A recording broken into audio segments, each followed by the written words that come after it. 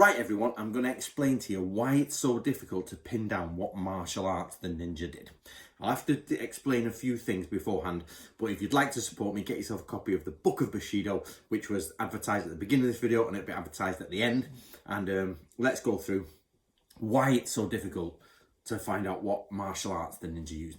Now, if you're new to me, basically, Ninpo Taijutsu is a modern invention. There is no ninja martial art, hand-to-hand fists. We've got past that, and people have said, okay, we've come to the conclusion that actually ninjas practiced the styles of martial arts that was, connected to their family. That's the most logical understanding. But then the question is, well, what martial arts is that? And I've been talking to Nick Vasquez recently, who's been doing a bit of digging into this. And I think his handle is a little Puerto Rican boy, and he's very much active in the ninja community and wants to do research into Iga and Koka. And I normally go to him when I want to know something about Iga and Koka, because he really does focus on that. So that's just where this has come from. But, so the question is not what martial arts did ninja do, the question is what martial arts, hand-to-hand combat, fisticuffs, Hong Kong Fu, did the samurai of the region of Iga and Koka do before they were taken over by Oda Nobunaga, or at least that Oda Nobunaga took over. Why is that? Because mainly the people, especially Iga, were displaced. There is a more complex story to that, but rounding it up generally, it's the people of Iga, especially, were sort of like, this land was disinherited. Yes, Igamono still existed, but bit by bit, things went down for them and they became farmer tenants, basically, or they became farmer culture. But there's something else as well. So that's problem number one, is the people of Iga their lands and their livelihoods were taken off them when the Nobunaga came in, and you can debate how much they dropped in status, meaning that how much free time did they have. Martial arts is always about free time. If you have to go and farm in the fields, you tend to not do martial arts. Yes, we do find martial arts and fighters within farmers, but professional warriors who study military tactics, full-time fighters, do not tend to have another job. They tend to be full-time fighters. Now, if you look at the Iranki, which is the record of Iga and Koka, it'll say, or I think of Iga, it will say they did farming in the morning and ninjutsu in the afternoon, which you'll say, Anthony, that goes against what you're saying. No, that was in the decline. That was like only 1660 roughly. So only about 70 or 80 years into the decline of the Iga people. So they were still trying to keep their lineages going, their martial arts going, their ninjutsu going, but farming was needed as well. So we see a decline. And by the 1700s, the Ohara family are going to the shogunate and saying, listen, we can't afford to do this anymore. Of all the families in Iga, hardly any are practicing ninjutsu anymore, and we see this decline. So problem number one is the samurai of Iga and Koka decline and do not become samurai anymore. Koka's a little bit different, but on a broad scale. So they don't do it anymore. So you're like, well, what are they doing? Well, they're farming. Or they're serving in other provinces as half samurai, koshi. So that's problem number one. Problem number two is actually an overview of martial arts in Japan does not lead us to a very, very clear answer of what martial arts samurai did. So this is the problem we have. And the problem is we have a modern problem. The schools are too famous. So Katori Shinto Ryu, everybody says, it's from the 1400s. And it's a national treasure of Japan. And it's too famous now compared to when it was back then. The second is Yagyu Shinkagyu. Everyone's like, oh, Yagyu is so famous, and we know. And this leads people to go, okay, Katori Shinto Ryu was from the 1400s. Yagyu is an adaptation of Shinkagyu, which is like 1500s. But you get this 1500s idea moving into the 1600s. And the problem is, well, it's difficult to explain, but let me try and give you an image to make it easier. When we, as historical researchers, look into the past, we are trying to answer the question, big on the screen, imagine what martial arts did the samurai of Iga or the samurai of all Japan do? And it's just a black screen. We don't know. Imagine it's a big building with black bricks, and all the windows have been painted black, and there are no lights on. There are no visible lights. You can see it's black windows, black bricks, black roof, black smoke, black everything. And then one window creaks open. That's Katori Shinto-ryu. We get one little light into the 1400s. Shinkage-ryu. Or Kage-ryu, we get 1500s. So Shinkage-ryu, a little more. Yagyu Shinkage-ryu, we're up to the 1600s. You're still looking at a black picture with a couple of slivers of what we can't say, okay, the oldest schools are, I'll be honest with you, I can't name them all off by heart, but I can remember the famous ones. Shinkage-ryu, a couple more like 1400s.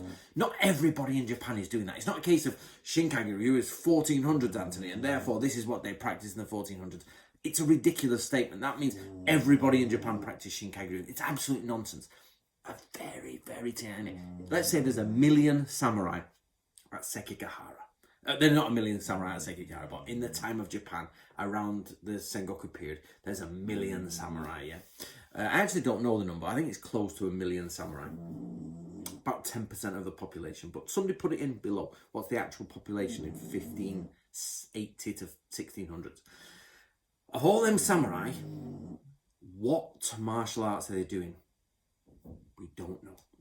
Let's say 10,000 doing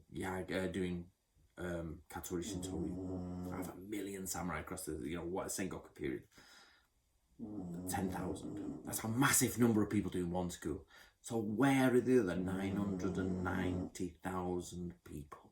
What are they doing? Oh, Kage-ryu is there. Okay, so 4,000 people do Kage-ryu, which I think are ridiculous numbers. So we have 98,600. 99, whatever it is, 990,000, 8,600, whatever. I can't do that. So where are the other? What are they doing? We don't know is the answer. We don't know. And the shinobi or the samurai of Iga and Koka, we have the same problem. We just don't know. You get people who know about swordsmanship and they'll list what seems like endless schools, but it's not endless. If you look at them, most of them stem from like 5, 6, 7 schools. I've talked to Alex Alera of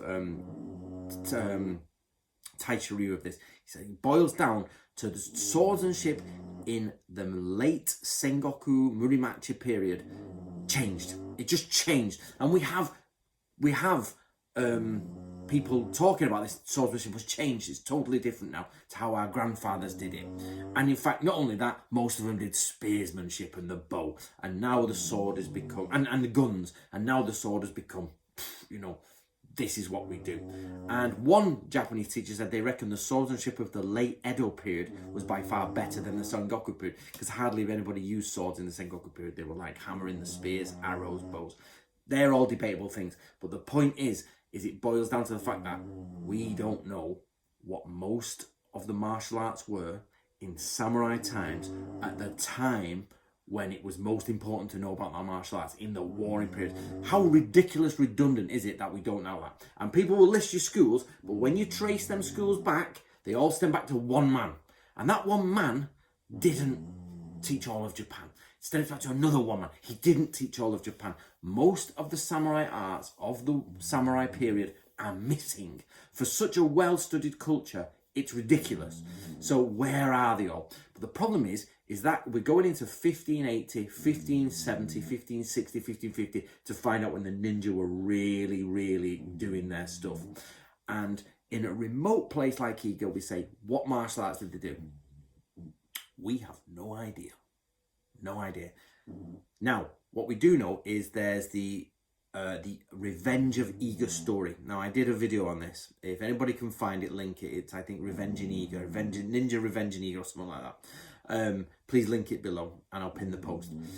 And basically, I think in there, 2 lads kick off and it becomes a political debate. And the story, maybe Nick can tell the story here. There's a political debate and they hire swordsmen on both sides. And one of the swordsmen, I think, is a Yagyu Shinkage-ryu.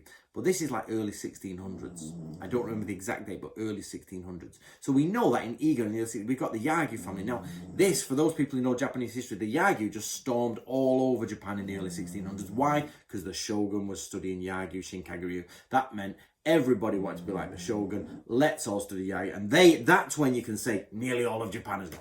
How many students? Tens of thousands of students studying across Japan. Yep, that doesn't even include the non-samurai, the other people studying martial arts. But when you go back in before Oda Nobunaga, we have no idea, because it's a fraction. The point of the Sengoku period is it's fractioned. Fractured, and is into factions. Sorry, not fractions. It's into factions and it's fractured. So we do not know what this guy's doing. We do not know what that guy's doing. And inside of them, they're doing their own schools and they're doing their own stuff. So what we do, or what we can surmise, is that when it was the one castle, one domain sort of rule, where the castles were destroyed and one castle, one domain, we start to see what I have termed dojo culture coming together.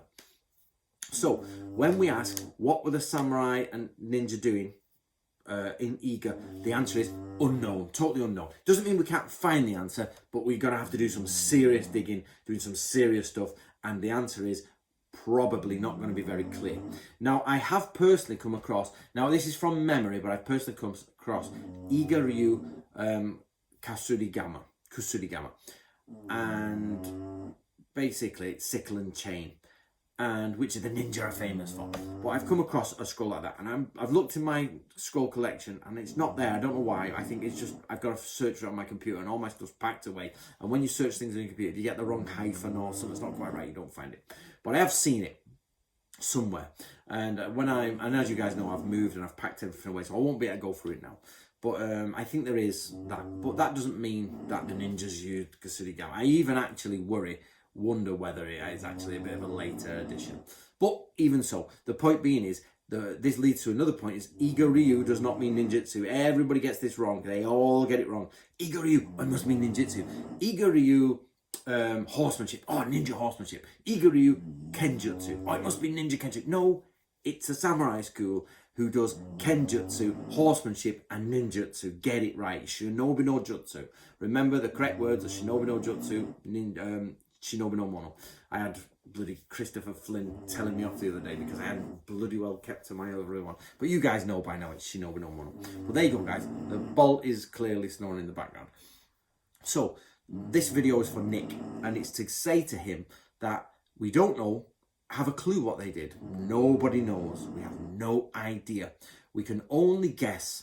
But what we shouldn't do is trip over and say, oh, Shinkage Ryu was around and Yagyu was around and Katori was around. No, let's pinpoint. We have to say, where was Yagyu? Shinkage Ryu was most likely in Yagyu village at the time of the 1570s, 1580s. You have to track that. You track where is Katori Shintaro. We know that Miyamoto Musashi says recently,